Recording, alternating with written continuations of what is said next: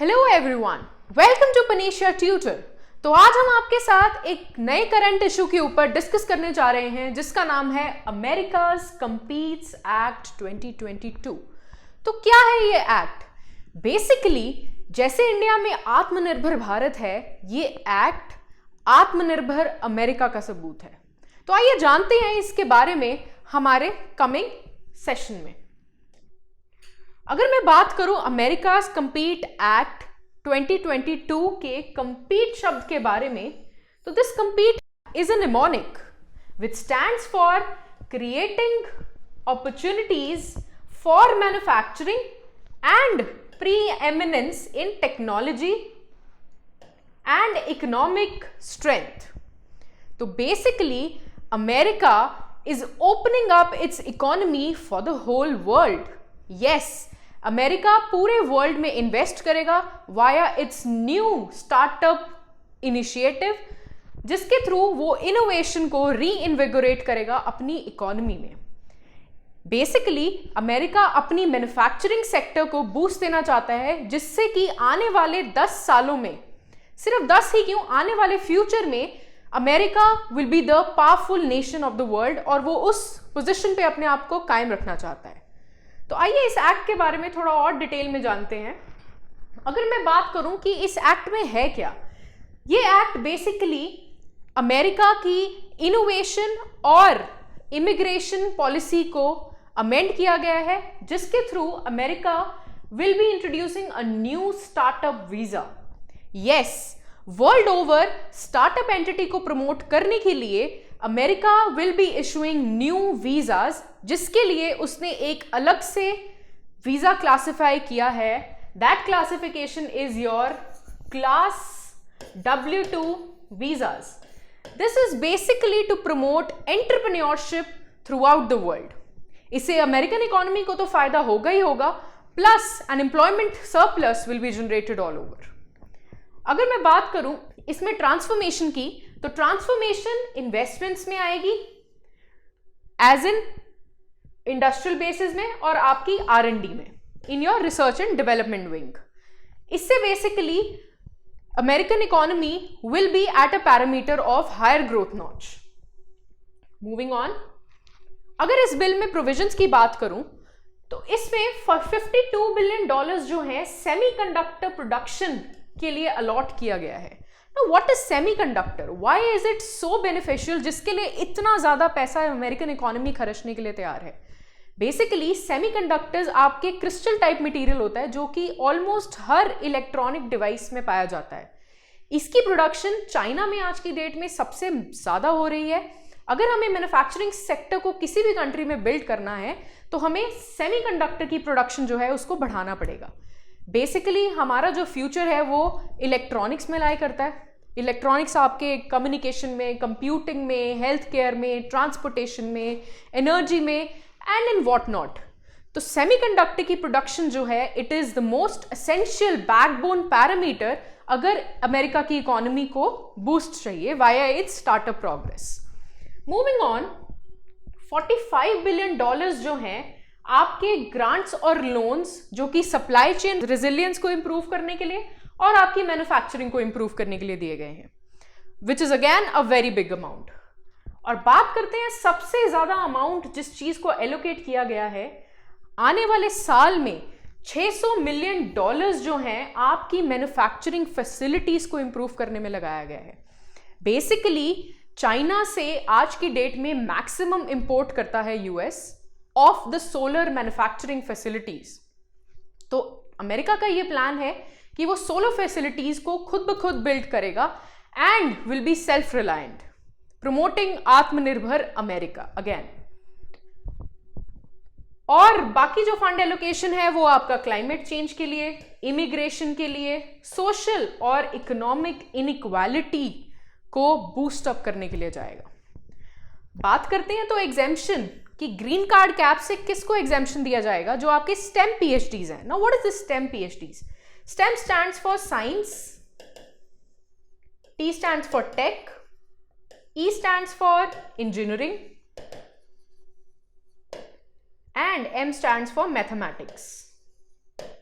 Basically ये 4 चीजों को आपके ग्रीन कार्ड कैप से एग्जेम्पशन मिल जाएगी। आगे बढ़ते हैं। The speaker of your US white house Nancy Pelosi has rightly said that कि अगर ये बिल एक्ट की फॉर्म में आ जाए तो ये बेसिकली आपके फॉरेन नेशनल्स को स्टार्टअप एंटिटी के फॉर्म में बूस्ट करेगा। As in worldwide over startup entities को प्रमोट करने के लिए we will be inviting foreign nationals, और अगर फॉरेन नेशनल्स आएंगे तो अमेरिका की इकोनॉमी को तो फायदा होगा ही होगा, उसके साथ साथ बेसिकली जो आपके इमिग्रेंट एंटरप्रेन्योर्स हैं उनको भी बूस्ट मिलेगा, as they will get employment opportunities and a better standard of living। बात करें अब इसका बैकड्रॉप क्या है। ऐसे ही नहीं कि किसी को भी वर्ल्ड ओवर से बुला लिया जाएगा, प्रोवाइडेड वो जो इमिग्रेशन एंटरप्रेन्योर है वो अमेरिकन इकोनॉमी को या तो रेवेन्यू जनरेट करके दे या फिर कैपिटल इन्वेस्टमेंट बहुत बड़े पैरामीटर्स में जनरेट करके दे। This is the sole basic goal of your America's competes act. Moving on, बात करें अगर सिग्निफिकेंस की, अब ये इस एक्ट की क्या सिग्निफिकेंस है अमेरिकन इकोनॉमी के लिए। बेसिकली चाइना की जो कैपेबिलिटीज है, चाइना को आउट कम्पीट करने के लिए या फिर रेस्ट ऑफ द वर्ल्ड को आउट कम्पीट करने के लिए आने वाले डिकेड्स में लाया गया है। यूएस की बहुत ही स्ट्रॉन्ग स्ट्रैटेजिक इंपॉर्टेंस है पूरी world economy. It is known as the most powerful nation in the world. तो उस चीज को बरकरार रखने के लिए इस एक्ट को इंट्रोड्यूस किया गया है। अब इसके थ्रू जो आपकी यूएस इकोनॉमी है वो बेसिकली आपके स्टार्टअप्स को प्रमोट करेगी, बेसिकली आपके इनोवेशन इंजन को प्रमोट करेगी, उसको री इन्विगोरेट करेगी। तो इसमें ग्रीन कार्ड्स भी इंट्रोड्यूस किए गए हैं आपके एंटरप्रेन्योर्स के लिए, जिसको अलग अलग कैटेगरीज में डाला गया है, जैसे priorly H1B visa, H2B visa और योर L1।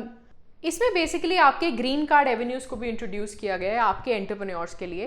बेसिकली जो क्लास W की क्लासिफिकेशन की गई है आपके नॉन इमिग्रेंट्स के लिए, this is to promote your entrepreneurial community.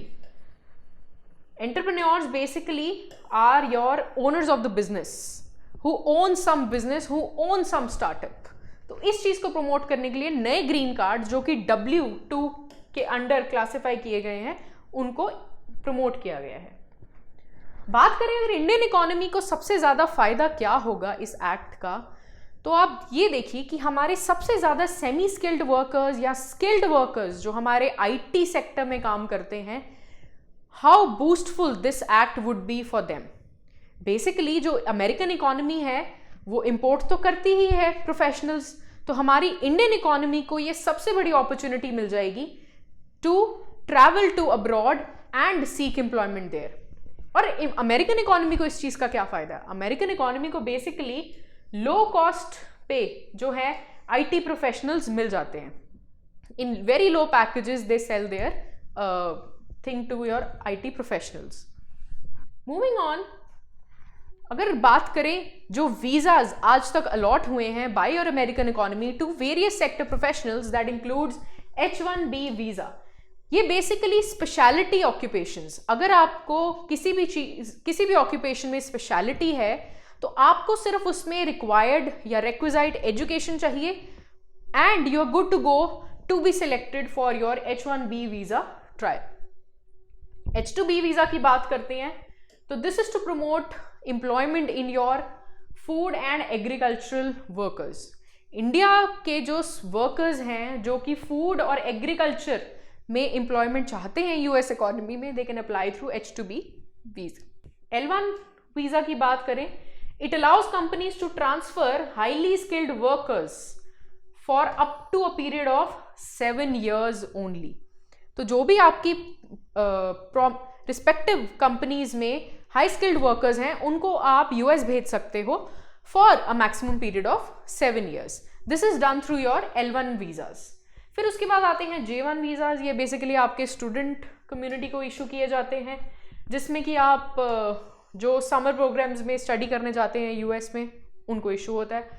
और W2 वीज़ा की बात करें जो कि इसमें इनिशिएट किया गया है इसी पर्टिकुलर बिल में, तो this is refer to personals जो कि स्टार्टअप्स को प्रमोट करना चाहते हैं। सो बेसिकली ये एक्ट जो है बहुत बेनिफिशियल है for the economies across the world, because US being the most powerful nation, उसकी growth is interrelated to growth of many economies. So if US is growing, obviously the world is growing. So let's hope that this particular bill or this particular Competes Act 2022 has very good initiatives, very good opportunities for the people across the world. With that, it's a wrap in my today's edition for your current issues. Thank you so much for joining and being with us. If you are new to our channel, please don't forget to like, subscribe and share Panacea Tutor. Thank you so much.